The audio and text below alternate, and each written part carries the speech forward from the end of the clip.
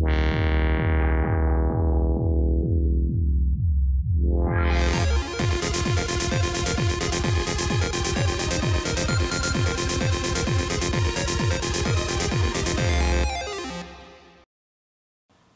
up YouTube, ici Postmortem pour QTM Web. Ça me fait vraiment plaisir aujourd'hui de vous présenter le troisième build de notre chaîne. Donc aujourd'hui on fait le build pour le PC de Chuck. Chuck, si tu regardes, on va présenter les pièces de ton rig. Donc on va vous présenter les pièces que Chuck a choisies. C'est important de spécifier que Chuck a pris nos conseils, mais n'a pas commandé ses morceaux avec QTM. Donc certains de ces morceaux-là sont vraiment de ses choix. Nous, il respectait la norme standard de fiabilité, d'esthétisme et de performance. Donc, si jamais vous aussi, vous êtes comme Chuck, vous voulez prendre en charge la garantie de vos pièces, les commander vous-même, il n'y a aucun problème. On offre le service. Il faut tout simplement que ça respecte les standards que je vous ai dit précédemment. Donc, première pièce que mon Chuck a choisi, le Power Supply, un EVGA 750B. Un power supply modulaire 80 plus bronze, des plus standards. C'est sûr que normalement, je conseille le NEC Plus Ultra pour les power supply, étant donné que toutes vos pièces sont alimentées électriquement par cet item-là. Donc, s'il y a un electric failure et que vous brisez l'ensemble de votre ordinateur, ben c'est de votre faute parce que vous avez négligé la qualité du courant, la qualité du produit qui va vraiment donner le sang à vos pièces. Donc, je mets l'accent là-dessus parce que c'est important selon moi. L'autre chose, oui, dans le build numéro 1, on avait le H440. On a une petite variante, le H440 blanc. Mais sérieusement, c'est un excellent produit. Très beau case. La finition est incroyablement belle. Donc, ça me fait plaisir de refaire un build avec un autre couleur. Au petit mot sur le H440, le cable management se fait comme un charme. En plus, il y a un contrôleur de fan à l'arrière d'intégrer. Donc, très facile de contrôler la vitesse de vos fans. Autre petite chose qu'on a remarqué, qu'on trouve agréable, c'est qu'il y a une lumière blanche qui est un interrupteur à l'arrière du case. Donc, ce qui est incroyable, c'est que vous pouvez flasher devant vos amis, puis après ça, fermer la petite lumière quand vous voulez avoir la paix chez vous, puis flasher juste dans votre cœur. En gros, on va poursuivre avec ce que j'appelle une des parties les plus importantes de votre PC. On dirait que je les trouve toutes importantes parce que je les adore tous.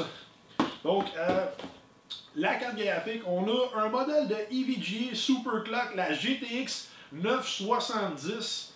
Donc, un excellent produit avec un des meilleurs coolers sur le marché. Hey mon Chuck, un très bon choix. Donc, on va la mettre devant le case en attendant. Prochaine pièce de résistance, la carte mère, qui est également quelque chose d'extrêmement important. On a choisi le Z97A, qui est une révision du Z87A. Initialement, le Z87A n'était pas ce que j'appelle un motherboard fiable. Premièrement, la présentation esthétique du produit était médiocre. Et en plus de ça, environ un board sur 3 était en problème lorsqu'on l'avait reçu. Des problèmes avec les timings, ça rame. Des problèmes pour reconnaître la mémoire vive. Les ports USB étaient plus ou moins bien soudés. Les ports SATA également. Vraiment un produit de qualité très moyenne. Sauf que, d'après ce que je vois présentement, juste la présentation de la boîte, la robustesse du carton me met plus en confiance. De plus, on a une petite photo à l'arrière du motherboard qui nous montre que le produit semble vraiment avoir été révisé à la hausse. Donc, d'après moi, Charles, tu as fait un bon choix. Prochain morceau. Le processeur, un i5 4690K. Une bête de performance pour le gaming. Je vous suggère fortement de considérer ce choix de processeur-là si vous êtes un gamer, parce que les gains de performance en gaming avec un i7 sont vraiment négligeables. Si vous faites par exemple de la production, vous utilisez la suite Adobe et d'autres programmes plus exigeants en termes de tâches par cœur, oui, le i7 va vous donner une différence impressionnante. Mais pour ce qui est de l'usage de ce que mon ami Chuck veut faire, c'est excellent. Très bon choix, un choix intelligent. Ensuite, pour ce qui est de la mémoire vive, On a choisi de la Corsair Vengeance justement parce que le prix est abordable. Le look de la rame comme tel, noir avec des petites dents. C'est de la 1600, bien standard. Rien d'extravagant, mais avec le water cooling qu'on vous présente tout de suite après, ça va donner un look assez intéressant pour pas trop cher.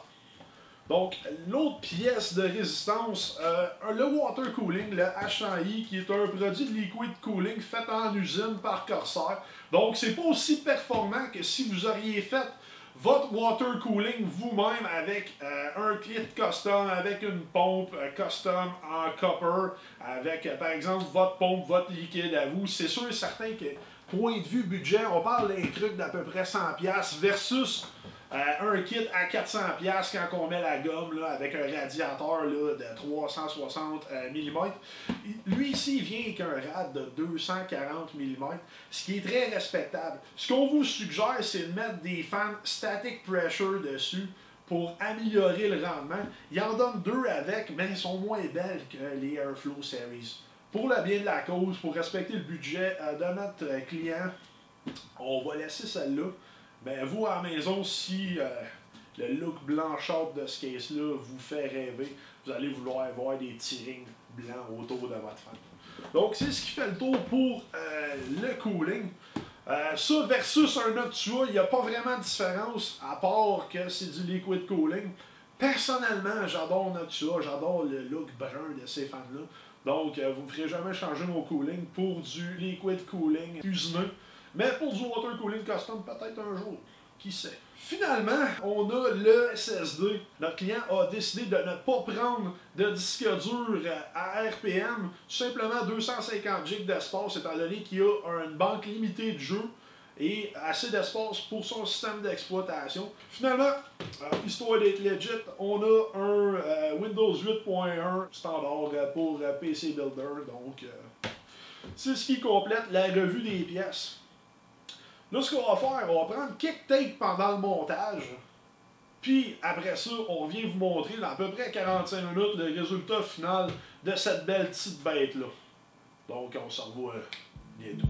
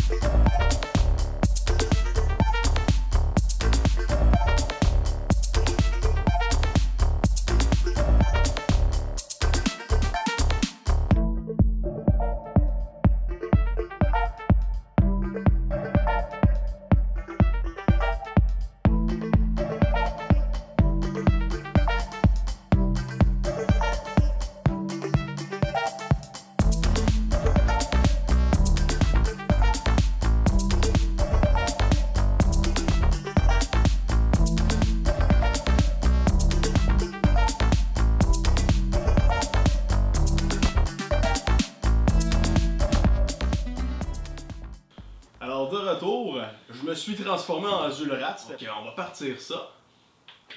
Voilà! Mais j'ai le NZXT, regardez bien ça. Et voilà, tout allume, tout est un charme. Donc si vous avez aimé la vidéo que je vous ai présentée aujourd'hui et l'assemblage que j'ai fait, c'est bien simple. Vous savez tout ce que vous avez à respecter pour que nous, on puisse monter votre machine. Un petit détail technique de plus que j'ai remarqué en construisant cette machine-là avec une nouvelle 970. Avec le couleur ACX, la carte à l'idle, les fans arrêtent. Faut pas être inquiet, c'est tout à fait normal, ça fait partie de la nouvelle technologie. Donc, si vous avez apprécié la vidéo, vous savez où nous retrouver. On subscribe, infoquitem.com, on est sur Twitter, Facebook. Et ben, pour ce qui est du reste, enjoy!